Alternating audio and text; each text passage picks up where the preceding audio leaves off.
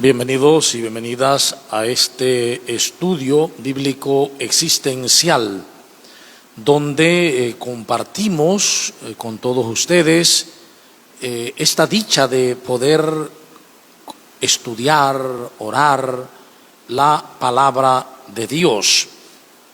Estamos compartiendo esta epístola a Tito, hoy en el capítulo 2.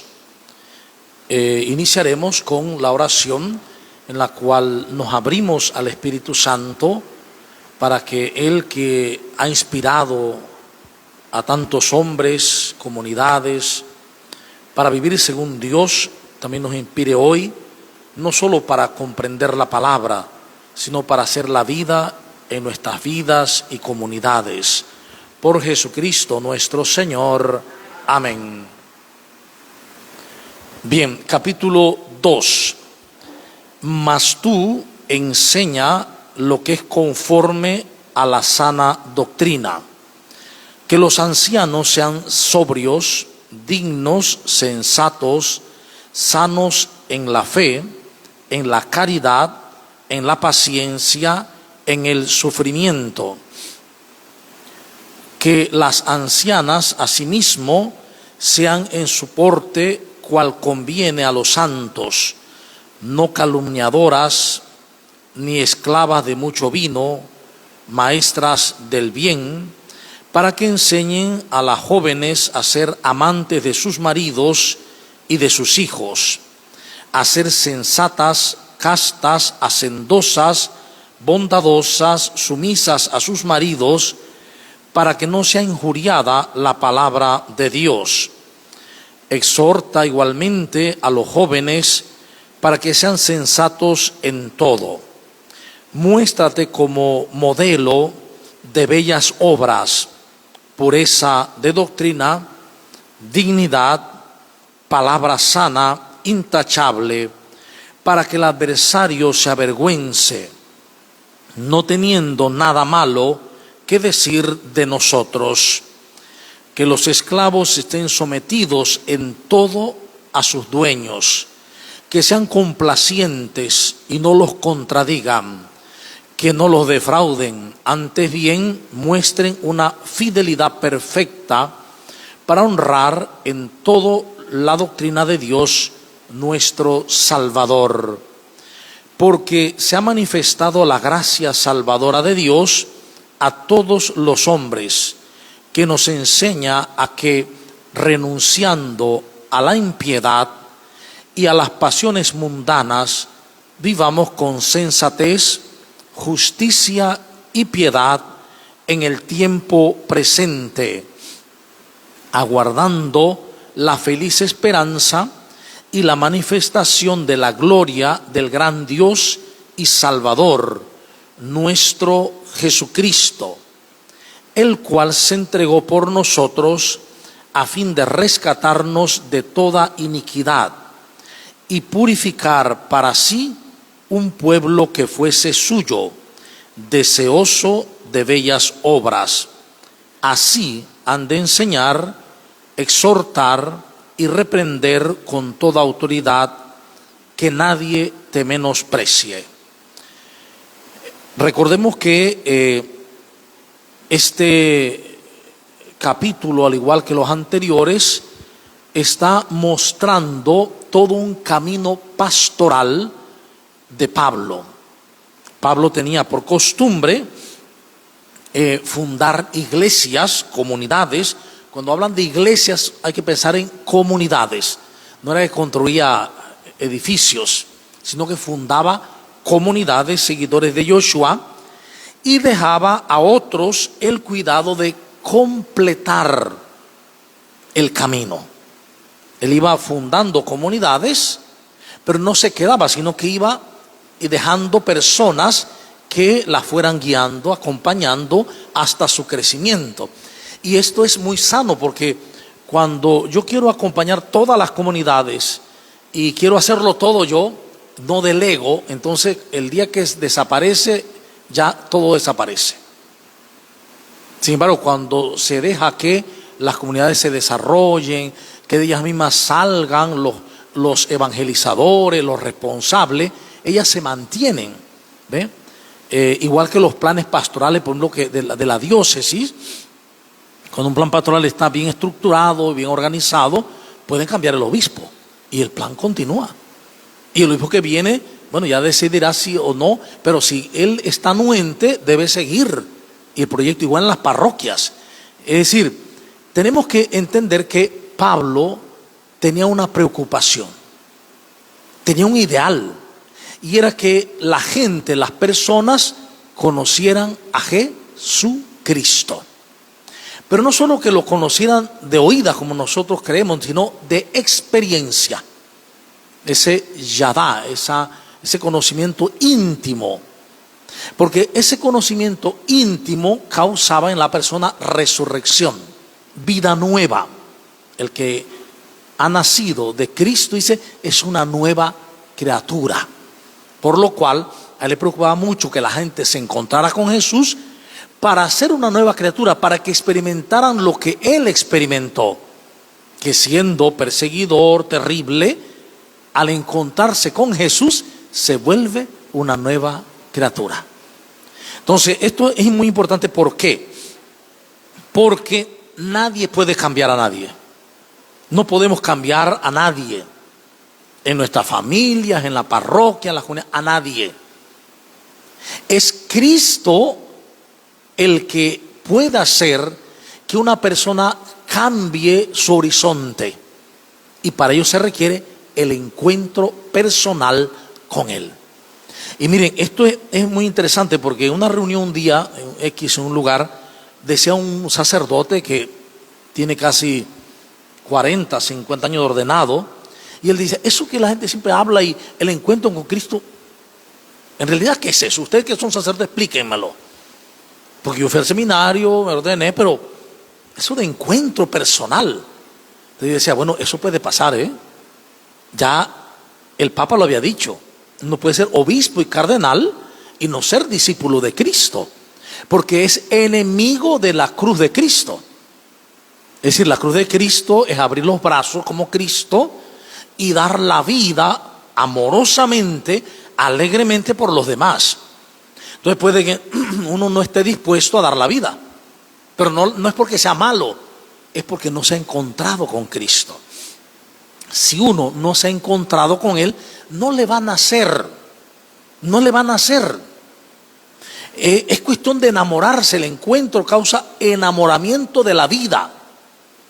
Otras veces lo he dicho, cuando uno dice, bueno, está haciendo mucho sol, oye, anda al parque, no, que está haciendo mucho sol, o está lloviendo, o viene de pronto onda tropical, pero si es el novio, la novia o el enamorado que le dice, puede caer granizo, puede caer chuzo y van, porque es cuestión de amor. El amor es el que mueve.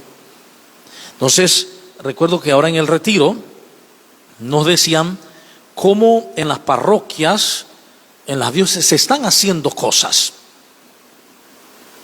pero la gente no participa. Es que eso no es solo aquí, eso es en todos lados. Entonces me decía el padre, con mucha tristeza, él conoce una persona que estaba en la parroquia, que fue a su parroquia, él era párroco allí, y la trató, y era de las que a veces sí, a veces no iba. Al tiempo se la encontró que no iba, y dice, es que me encontré con Jesús en una comunidad de hermanos, de protestantes. Allí me encontré con Jesús. Entonces él decía, ¿cómo es posible que nosotros tenemos tantas cosas, los sacramentos, la enseñanza, la tradición, los libros, todo, y la gente no se encuentra con Jesús en nuestras celebraciones? No se encuentra con Jesús en nuestros cultos o en nuestros encuentros o en las de pronto reuniones. ¿Qué está pasando? ¿Por qué tienes que irte a un lugar donde van dos personas? Decía alguien de pronto que se erigió allí y encontré con él, Jesús. Es interesante el fenómeno. Y es que el encuentro con Jesús, dice Aparecida, no depende ni de planes, ni de filosofías, ni de conocimiento, sino de apertura. Cuando me abra realmente Él se encuentra conmigo. Cuando yo creo buscarlo, ya Él me buscaba primero. Siempre, ¿no? Entonces Pablo en este capítulo 2, o al menos el autor, le dice a Tito: mira, tú enseña lo que es conforme a la sana doctrina. Cuando nosotros hablamos de doctrina en este tiempo, lo relacionamos con algo, la doctrina. En el texto original, didascalia, no se traduce como doctrina, sino como enseñanza. O sea que lo que decía sería, enseña lo que es conforme a la sana enseñanza. Entonces, cuando habla de la sana enseñanza, versículo 1, ¿a qué se refiere?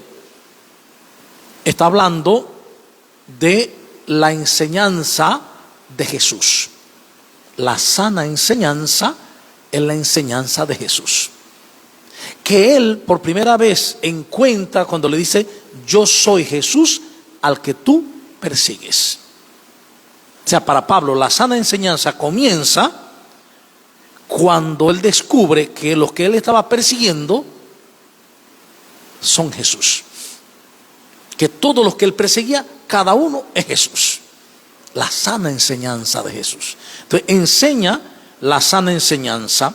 Dice que los ancianos, versículo 2, los presbíteros, dice, sean sobrios, una persona sobria, una persona digna, sensata. Es interesante esto: sobria, digna y sensata. Es decir, un anciano debe haber madurado. Los ancianos llevaban las comunidades, acompañaban. No puedes acompañar a una comunidad si eres un insensato. Que sean sensatos, dignos y sobrios, sanos en la fe. Es decir, que tengan una fe sana. ¿Qué significa una fe sana? Que crean y le crean a Jesús. La fe sana es una fe que efectivamente le crea a Jesús.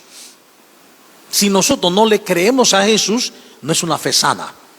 Puedo creer en un dogma, que no está mal, claro. Puedo creer en una línea de enseñanza, puedo creer en de pronto vida de santo, puedo creer en mil cosas. Pero si yo no le creo a Jesús y en Jesús, tengo una fe que no es sana. Y la fe sana. La fe sana. Porque la fe que es sana es fe que viene del encuentro personal con Jesús. Y el encuentro personal con Jesús trae, primero que todo, restablecimiento de mi identidad. Restablecimiento de mis erróneas ideas de culpa, de culpabilidad y de miedo. Y restablecimiento de mi futuro en Cristo. Por lo cual el encuentro con Jesús es encuentro con la felicidad. Por eso lo dice la misma palabra, que cuando se encontraban con Jesús se llenaban de alegría. Y sobre todo con el resucitado, eso no lo ponen antes. Cuando el resucitado se presenta en medio de la comunidad y dice Shalom Aleichem, dice, se llenaban de inmensa alegría. Entonces hoy lo que falta a nuestras comunidades es darnos cuenta que ese presentarse de Jesús en la comunidad es la misma ayer que hoy. Es la misma. Porque cuando Jesús se presenta, dice, estaban todos reunidos y de pronto en medio se dieron cuenta que estaba. Pues es que está respondiendo a una frase de Jesús: cuando 2 o 3 estén reunidos en mi nombre, yo estaré en medio de ellos.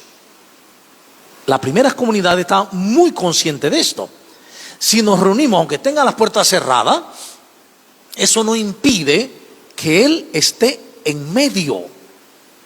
Yo creo que uno de los motivos por los cuales en nuestras comunidades no hay ese encuentro personal con Jesús, en las celebraciones, en la liturgia, en los momentos de oración, es porque no estamos plenamente concienciados que realmente Jesús está en medio de nosotros. Igual que cuando estaban los apóstoles allá en el cenáculo con María, Él estaba en medio, Él se presentó en medio. Luego, cuando 8 días después, dice otra vez en medio. Cuando cuando vinieron con los que iban a Emaús, estaba con ellos ahí partiendo el pan. Siempre Jesús está cuando hay 2 o 3 reunidos en su nombre. Esto es interesantísimo. ¿Y por qué ponen que 2 y 3? ¿Por qué no dice cuando 1? Porque en las comunidades iniciales era imposible, totalmente imposible, que un seguidor de Yoshua viviera de manera individual. Eso era imposible. Hablar de seguidor de Yoshua era hablar de comunidad, de vida comunitaria. Por eso lo de 2 o 3.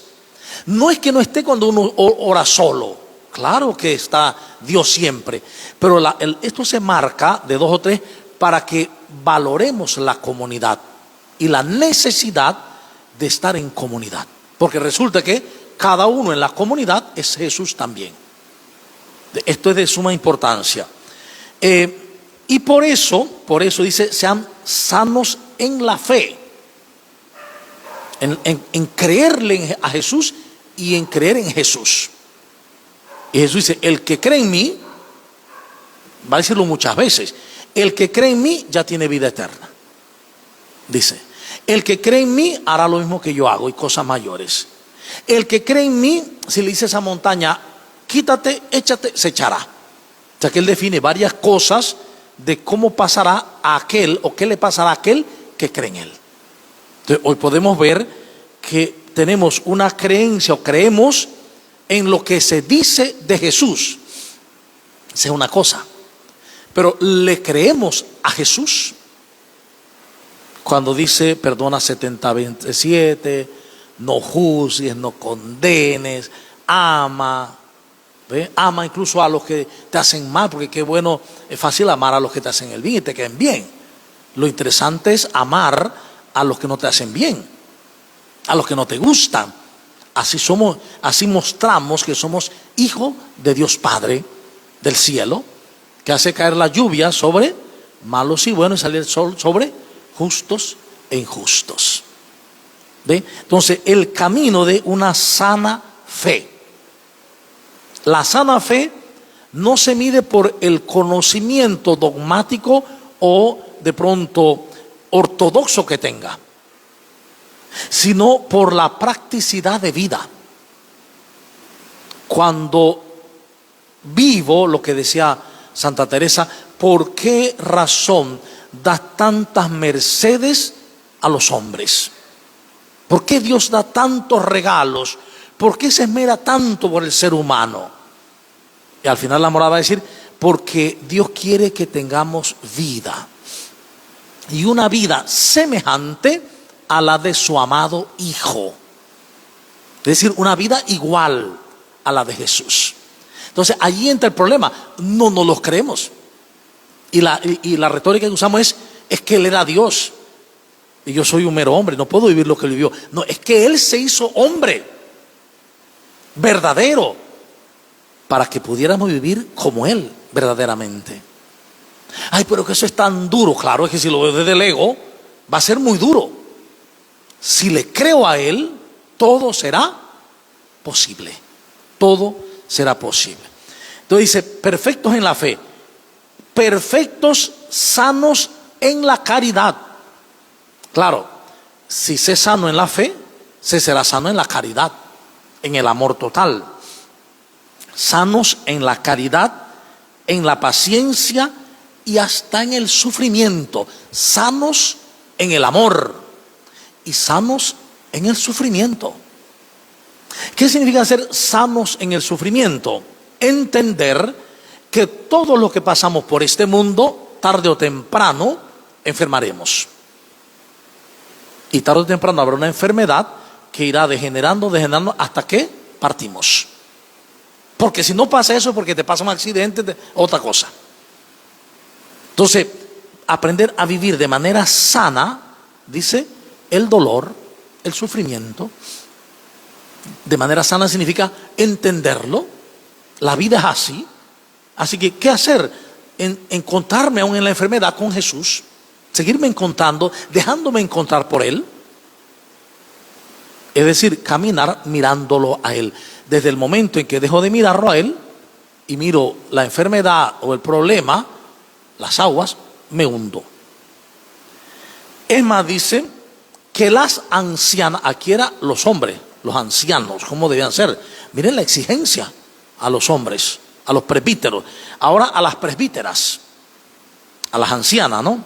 Dice, a las presbíteras, ¿qué les dice? Ustedes, asimismo, sean en su porte cual conviene a los santos. Si ya había dicho que los presbíteros fueran y llevaran una vida santa, es la vida en la caridad, dice también las presbíteras, una vida santa, las ancianas, una vida santa, no calumniadoras ni esclavas del vino, de mucho vino. No dice que no tomen vino, sino que no sean esclavas de mucho vino. Está la libertad cristiana. Además de esto dice, maestras del bien, para que enseñen a las jóvenes a ser amantes de sus maridos y de sus hijos. Hasta aquí se entiende bien, o sea, ¿qué está diciendo? Está en una cultura donde la mujer regularmente no trabaja. Trabaja el marido. El marido lleva el pan a la casa. A la mujer le corresponde cuidar al marido, que se ha trabajado todo el día, tener la comida, la ropita. Dice, amarlo y enseñar a sus hijas a amar a su hombre futuro, pero a la vez amar a sus hijos. El camino de la mujer, al igual que el hombre, es aprender a amar. Además de esto dice, a ser sensatas, castas, hacendosas, bondadosas, sumisas a sus maridos. Otra vez, hay que entender la cultura, En aquella cultura, todavía allí, la mujer vale muy poco, Han pasado ya 60 años, 70 años del nacimiento de Jesús, unos 30 después de su muerte tal vez, y todavía en ese ámbito cultural, tanto en el mundo romano como en el mundo judío, acá estamos ya en un mundo pagano, la mujer tampoco vale mucho. Entonces la mujer tiene que ser sumisa, porque el hombre tiene un valor mayor. Oye, yo recuerdo cuando era niño en la escuela primaria, que había alguna maestra por ahí dijo, yo recuerdo, que los hombres valíamos más que las mujeres, siendo ella mujer. Y mi abuela nos decía eso a nosotros también. Los hombres valen más que las mujeres. ¿Ve? Las mujeres se amarran, los perros andan sueltos, decía. ¿Ah? Claro, exactamente. Entonces, aguanten a sus maridos. Pero era la cultura. Hoy, al leer los textos y ver y descubrir que lo que realmente Dios quería y lo que Jesús enseñó era la igualdad. Jesús enseña la igualdad de hombre y mujer. Los dos son uno solo y serán una sola carne. Es lo que Jesús enseña. Pablo es el que continúa con esa idea un poco, claro, hebrea, muy hebrea y machista, y dice esto. Pero es parte de una cultura, no podemos cometer anacronismo y empezar a jugar a Pablo por eso, porque así era la cultura ya. Ahora eso hay que transformarlo en el hoy. ¿Sí? ¿A dónde? Hacia el mismo valor del hombre y la mujer, igual en dignidad.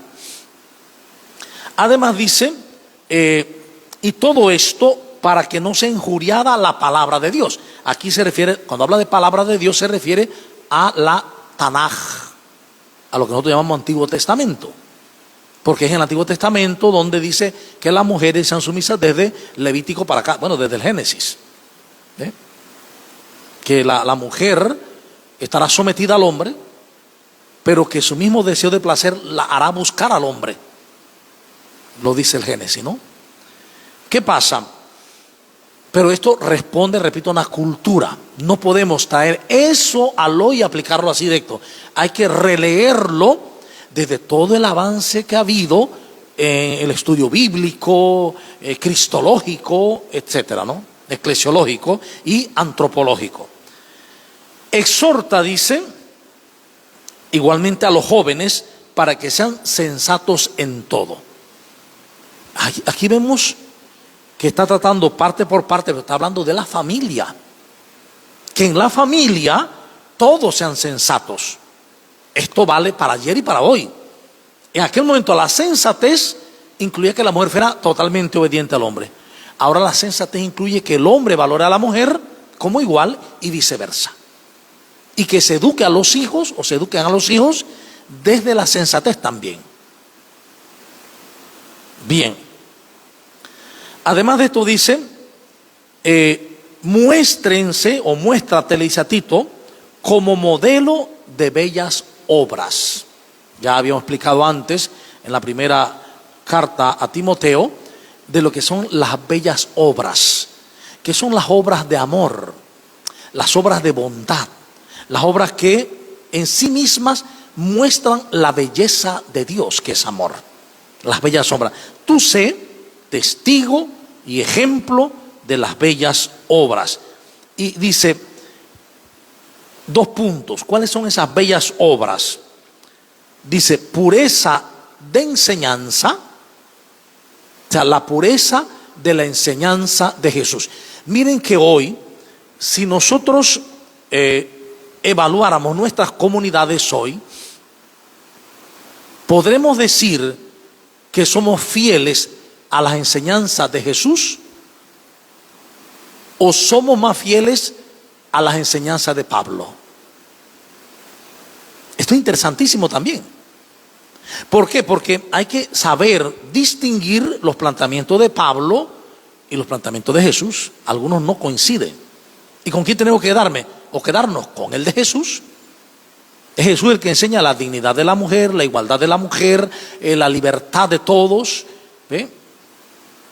El vivir todos juntos en hermandad, el que todos somos iguales, todos son hermanos, hijos de un solo padre, etcétera, etcétera, ¿no?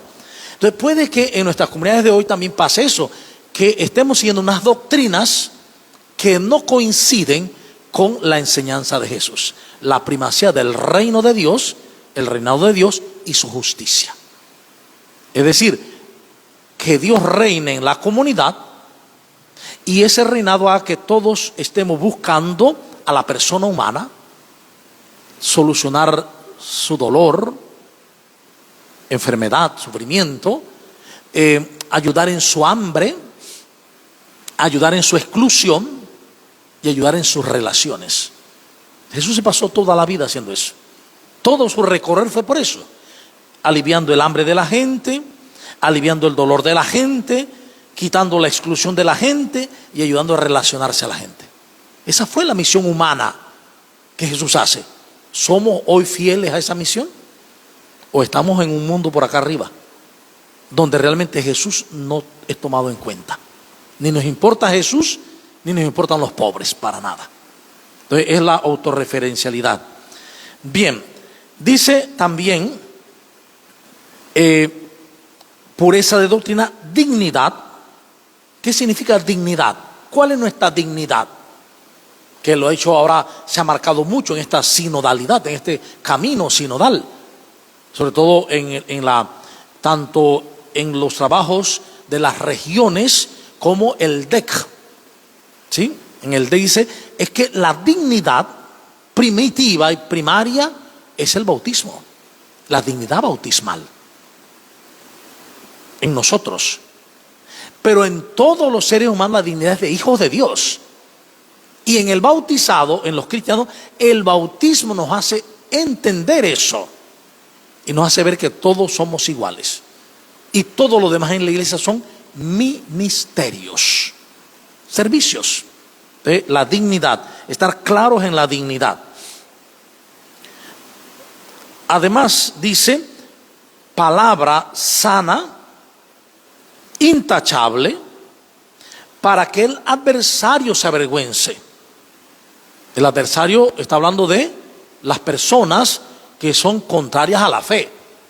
Si usted es un cristiano y su vecino no lo es, si sus palabras son intachables, si exhorta con caridad, si tiene bellas obras, tiene palabra sana, dice, el adversario quedará avergonzado, porque él sí dice palabras obscenas, duras.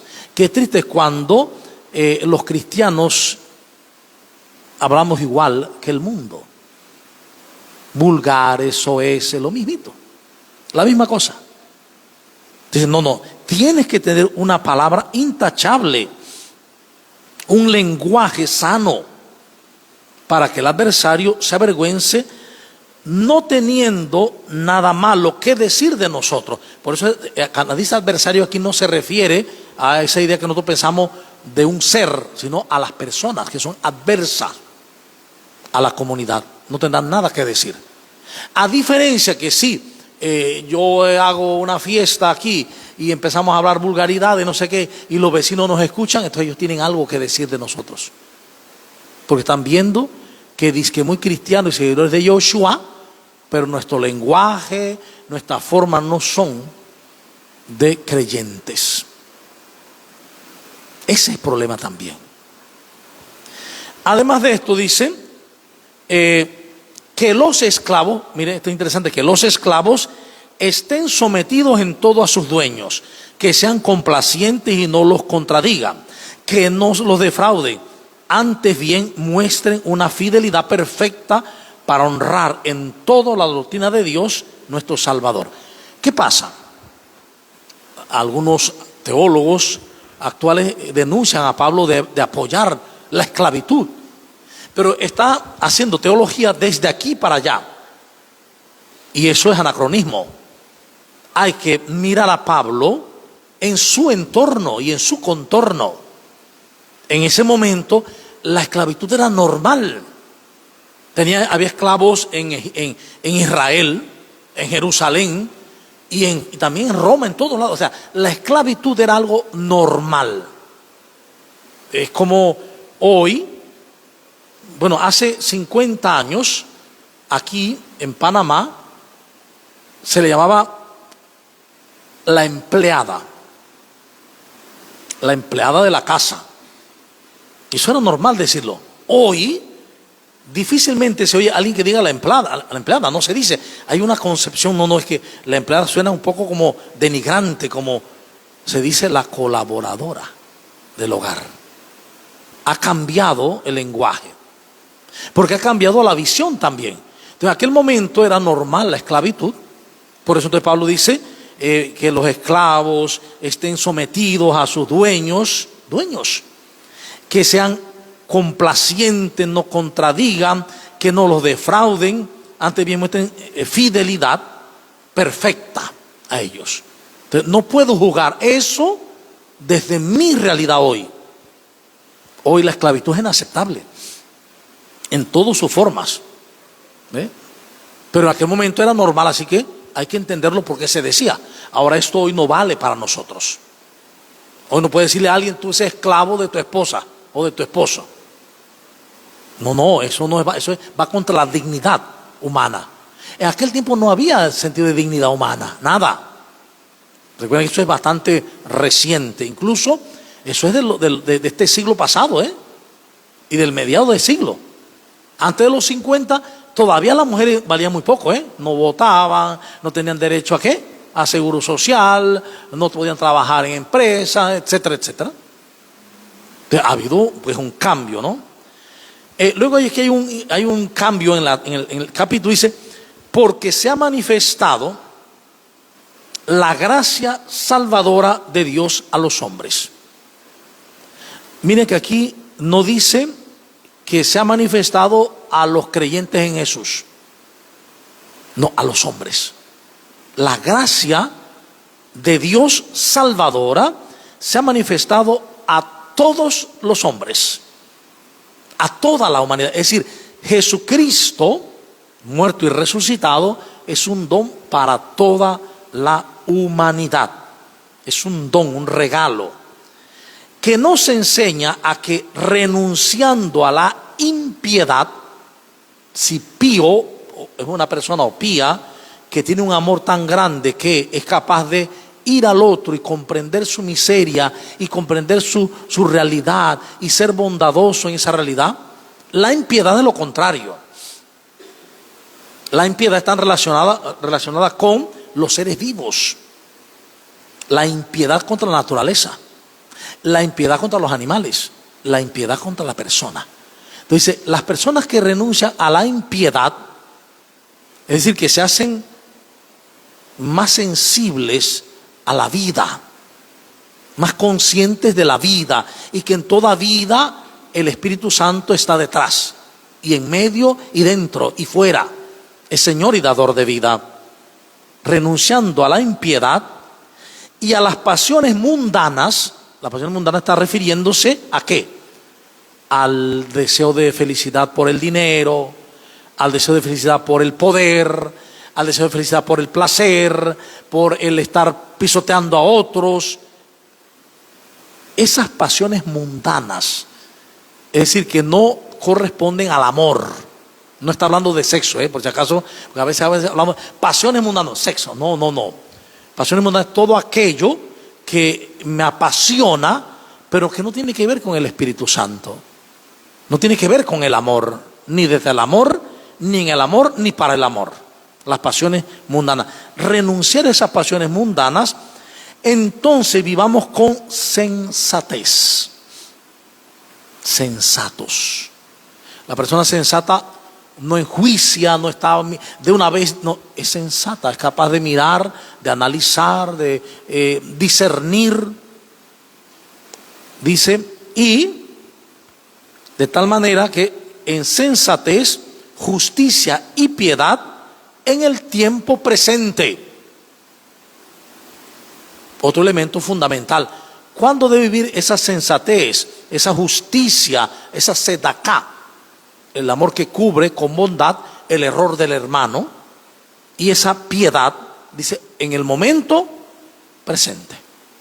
No es que yo dentro de 2 años voy a cambiar, mañana, no, es en el momento presente. En este momento vivir esa piedad, aguardando la feliz esperanza. Una feliz esperanza, no es, el cristiano no vive en la tristeza, el cristiano no vive en el agobio, el cristiano puede estar sin nada y está en la feliz esperanza, porque sabe que Dios es el que le da todo. ¿Sí? Es el que le da todo, el que nos da todo. Feliz esperanza, dice, y la manifestación de la gloria del gran Dios y Salvador nuestro Jesucristo. Aquí hay un avance muy grande, es decir, es la confianza en Dios, en Jesucristo, único Dios, el cual, dice, se entregó por nosotros a fin de rescatarnos de toda iniquidad. Entonces, ¿dónde está el motivo por el cual nosotros queremos actuar bien? Porque nosotros debemos vivir la piedad, el amor, la alegría, en la conciencia que Jesús se entregó por nosotros. Jesús se entregó por nosotros. ¿A fin de qué? Dice, a fin de que fuéramos rescatados de toda iniquidad y purificar para sí un pueblo que fuese suyo, deseoso de bellas obras. De ser consciente de que Jesús, muerto y resucitado, nos ha rescatado, nos ha salvado, nos ha redimido y nos invita a las bellas obras, a las obras de Dios, a las obras de Jesús. Esa es la vida cristiana. Y no solo eso, dice el texto, así has de enseñar, exhortar y reprender con toda autoridad. ¿Cómo se enseña, se reprende y se exhorta? Cuando vivo las bellas obras. No es gritándole al otro para que vaya a la iglesia. No es así, no. Es con las bellas obras. Es con la bondad, la piedad, la ternura, etc. Entonces es sumamente importante ver cómo estos temas de este capítulo 2 son muy valiosos para hoy, para las comunidades de hoy. Unas comunidades que deben llevar, dice Aparecida, la iglesia debe brillar como un foco potente de irradiación del amor de Dios. La iglesia debe brillar como un foco potente de irradiación del amor de Dios. La iglesia, la comunidad. Es decir, nosotros debemos brillar en el amor. ¿Qué significa eso? Que nuestra vida debe ser amor, amar. Y cuando esto lo hagamos, dice, cuando brillemos en el amor, haremos que los demás se fascinen, queden fascinados de Dios. Porque esta persona que era así, resulta que ahora es asá. Una persona que era desalmada, bochinchosa, peleona, ahora se ha vuelto piadosa, tierna, juiciosa, sensata, amorosa. Bueno, este cambio es el testimonio. Y eso es lo que más hace que las personas se transformen. Con una persona la han visto amargada y luego la ven dichosa, alegre, natural. Entonces, yo quiero vivir así. ¿Cuál es la receta para vivir así? Es que no tienes problema. Claro que los enfrento, pero ahora me he dado cuenta que el que tiene fe no tiene problemas. Problemas tiene el que no tiene fe. El que tiene fe tiene oportunidades para crecer. Lo que veo como un problema, cuando no tengo fe, que me agobia, que me duele, que me tira al suelo, cuando tengo fe lo veo como una oportunidad para crecer, para confiar más en Dios y para dejarme conducir por Él. Esto es básico en las comunidades de hoy. Y también esto que precisamente seamos capaces de llevar a gente que viene a la comunidad al encuentro con Jesús. A que la gente pueda decir, yo me he encontrado personalmente con Jesús. Tuve un encuentro personal con Él. ¿Cómo? Me di cuenta, primero que todo, que está en medio de la comunidad. Que hace 2000 años y más lo dijo y así es. Y yo me he abierto a esa presencia y oí que me habló en una palabra. Y pude sentirnos los compañeros de camino conmigo. Y pude reconocerlo al partir el pan. Esa es la experiencia de la comunidad. Y es lo que Pablo está llevando a su comunidad, a la comunidad de Tito, para que Tito la lleve a esa experiencia también. Está exhortando a Tito que lleve a la comunidad a experiencia de nuestro Señor Jesucristo Salvador y de el gran Dios. Para que vivamos la alegre esperanza y su manifestación gloriosa. Entonces, esto es cuestión de vida. Es cuestión de hacerlo vida en las comunidades de hoy. De vida entre nosotros. Fíjense que cuando habla, por ejemplo, de la dignidad, a nosotros nos hacía una pregunta en el retiro: ¿cómo podemos hacer que los pastores superemos el clericalismo, ayudemos a los fieles también a superarlo y vayamos juntos trabajando en la misma dirección? Y decíamos, el punto de partida es la dignidad. Si no estoy claro en la dignidad mía, en mi dignidad, que es la misma que la tuya, entonces me crezco, porque yo soy el que llevo la comunidad, la coordino, entonces yo soy más que los demás, yo mando. Cuando me doy cuenta que tengo la misma edad, ya no, el más grande se vuelve servidor de los otros, y el que quiere ser el primero se hace el último, porque esa es la comunidad de Jesús. ¿Qué pasa? Cuando una comunidad empieza a reverdecer, eso hace que la gente que está alrededor lo note.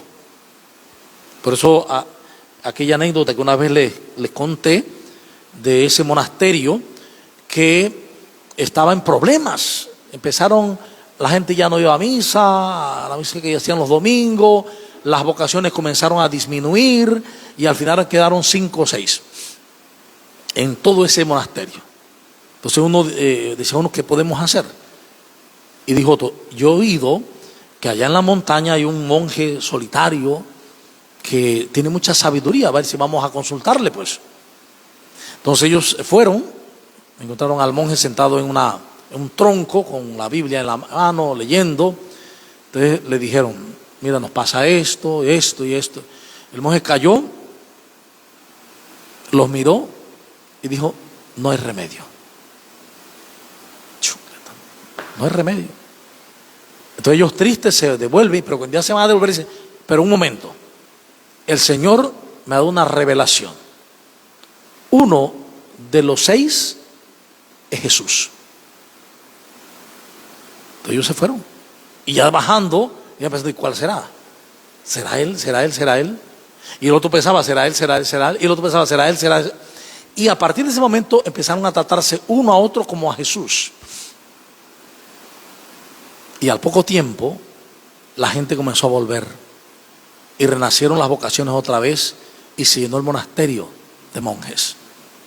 Y aquí la enseñanza es que la vida en amor es lo que atrae las comunidades. Que la vida en amor es lo que hace desarrollar los pueblos cristianos. Que la vida en el amor comunitario, en sinodalidad, que eso es la sinodalidad, es lo que nos hace realmente vivir la alegría del encuentro con el Señor. Y que muchas veces el encuentro personal con el Señor lo tengo precisamente al encontrarme con otro. No es que Jesús tiene que salirme detrás de la custodia y hablarme, oye, no. O que tiene que salirme debajo de una piedra. No. ¿Cuántas personas a mí me han dicho, Padre, es la primera vez que a mí alguien me escucha? De verdad que me escucha, que no me interrumpe, me escucha, no me juzga. Y me he sentido tan bien. Me he sentido amada de Dios. Es una experiencia con Jesús. ¿Ve? Y la persona se siente feliz, dichosa. Es que el encuentro con Jesús es simple. Lo que pasa es que nosotros nos ha enseñado que ese encuentro es algo milagroso, extremo, raro. No. El encuentro con Jesús se da en la comunidad, con los hermanos. Porque es que Jesús dice en Mateo 25, tuve hambre y me diste comer, etcétera, etcétera. Para que estemos conscientes de que Él está allí, en el que está frente a mí, caminando a mi lado. Y que si yo me abro lo suficiente, si yo abro mi corazón lo suficiente, me encontraré con Él.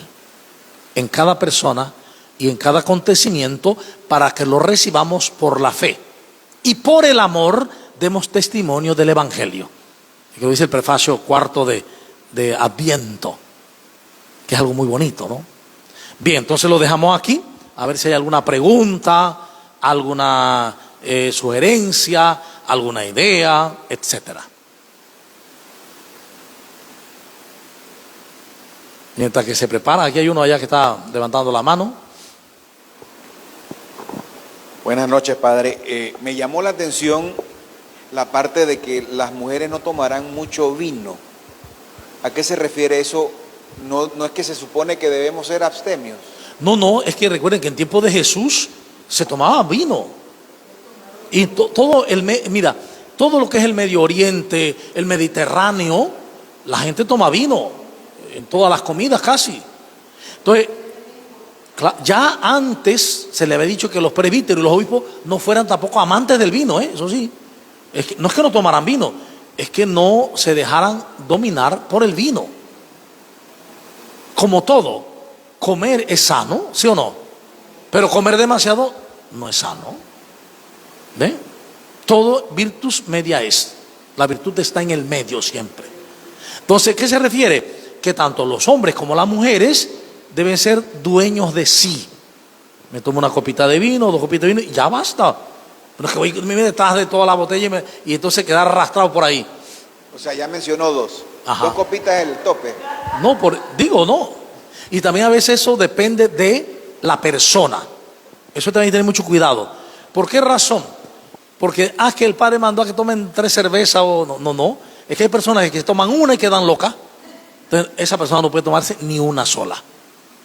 ¿Ve? Ni una sola. Es cuestión de conocerse y hacer las cosas con libertad cristiana, pero también con dignidad.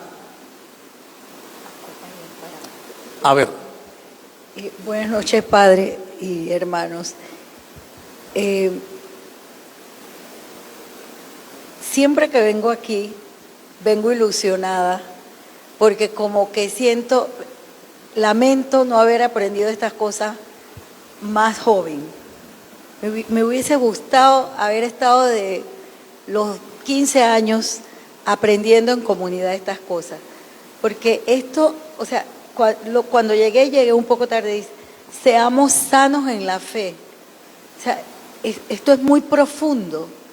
Y a partir de esa frase, y tengo que estar ahí con Jesús, y el dolor y la enfermedad, tengo que verla pegada con Jesús, para que eso no se convierta en un caos y me deprima y me frustre. Entonces, seamos sanos en la fe. Para mí conlleva muchas cosas, porque yo vuelvo a mi comunidad de familia y yo entonces trato de ver cómo soy sana en la fe, porque yo lo vengo haciendo quizás como humana de la manera que me acostumbré. Entonces, esto es para mí un regresar a lo básico. Mire, yo nunca había tenido una comunidad de iglesia. Yo he estado en muchos movimientos y desde muy joven he estado en muchos movimientos de iglesia, pero nunca había desarrollado una comunidad.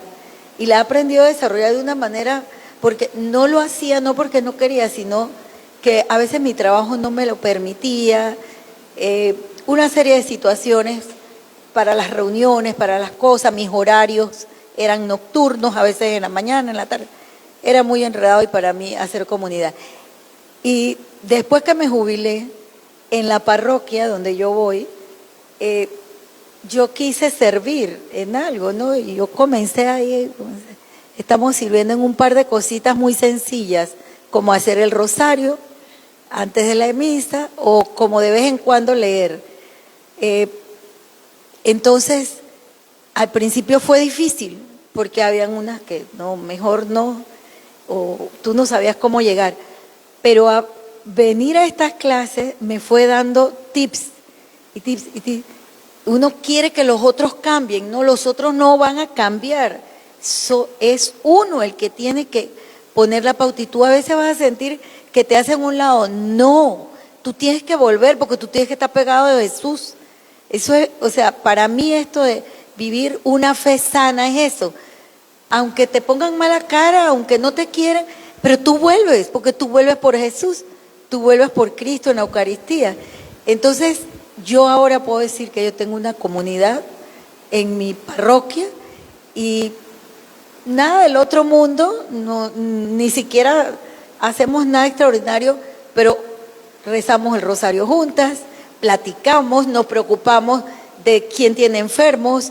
Cuando tenemos enfermos, nos llamamos, hacemos red, vamos a orar, que mira que alguien está en el hospital. Entonces, todas esas cosas me dicen a mí que vivir esta fe sana, y esto hay que aprenderlo. O sea, cada clase que yo vengo aquí, me voy con algo nuevo, Padre.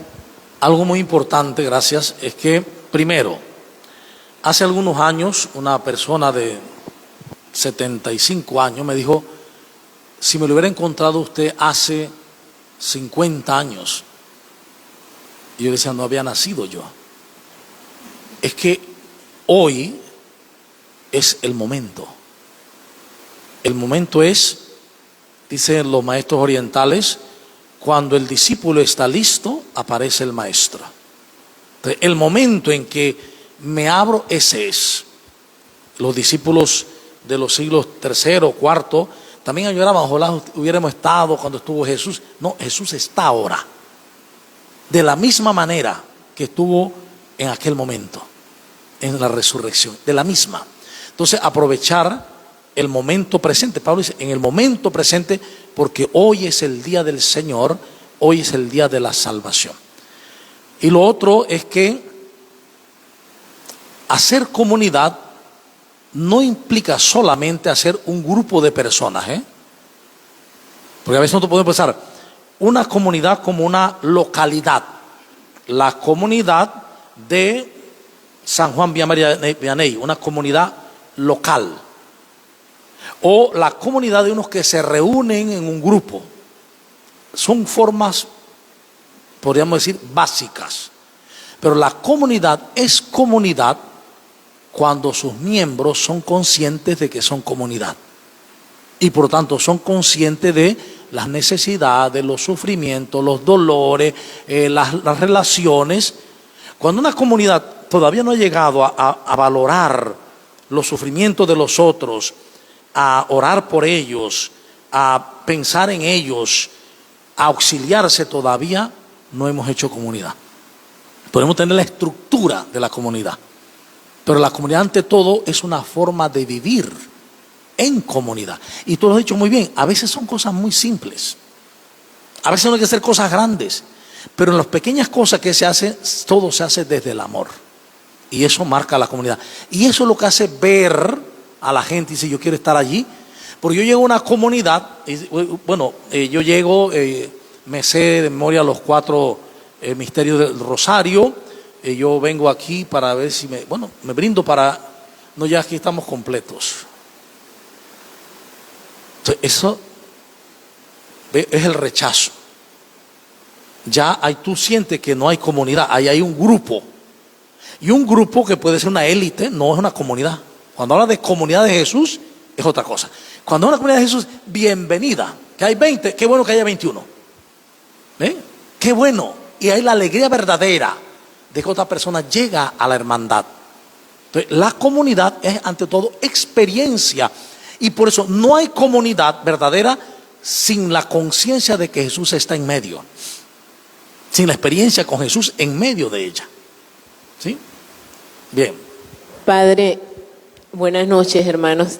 Padre, allí pensaba cuando usted mencionó en un inicio que San Pablo pues iba haciendo comunidades y dejaba personas encargadas, de qué bonito, más o menos lo que Pablo hacía es, diríamos, la matriz del proyecto diocesano de renovación y evangelización, que nos conduce hacia formar comunidades, pequeñas comunidades, y que de esas comunidades salgan coordinadores, salgan líderes, salgan proclamadores de la palabra, que se preocupen, personas que se preocupen unos por otros, y que se pueda pues vivir ese sentido de hermandad, de poder ver a Cristo en el otro y el otro ver a Cristo en uno.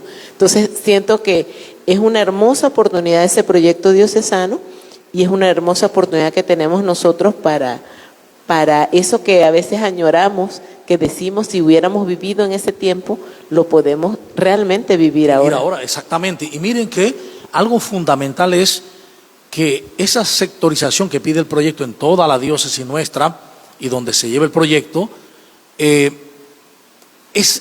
tiene la misma forma, porque hay que formar la comunidad estructural primero, hay que formar la comunidad humana y hay que llevar a la gente a la sana enseñanza y a la sana fe. Porque la mayoría de la gente dice, no, yo conozco a Dios, yo sé de Dios, no necesito. Sí, pero ¿es sana la fe que tienes? Si es sana, quiere decir que estás encontrándote con el Señor. Si estás encontrando con el Señor, tu vida es alegría, tu vida es paz, bondad, magnanimidad, justicia. Si no es así, entonces la fe no es sana la que tiene. Hay que sanearla, hay que ayudarle desde la sana enseñanza. ¿Ven? Entonces, esto es hermosísimo. Lo que ha dicho es que no hay que irse al siglo I para fundar comunidades y hacer comunidades hermosas. Eso hay que hacerlo hoy. Y hoy es la oportunidad que tenemos los que estamos aquí, los que estamos en este siglo. ¿Sí? Muy bien, entonces culminamos con una oración. Te damos gracias, Señor, por tu palabra, por tu revelación, que nuestras comunidades podamos, cada uno, cada una, asumir tu palabra y de veras abrirnos a ese encuentro personal contigo, a darnos cuenta, Señor Jesús, que siempre estás en medio de la comunidad, con el Padre y con el Espíritu, que podamos abrir nuestros corazones y nuestras mentes para experimentar esa cercanía, ese estar en ti y tú en nosotros. Por Jesucristo nuestro Señor. Amén. En nombre del Padre, y del Hijo, y del Espíritu Santo. Gracias por la presencia y les invitamos para el próximo martes a la misma hora. Bendiciones.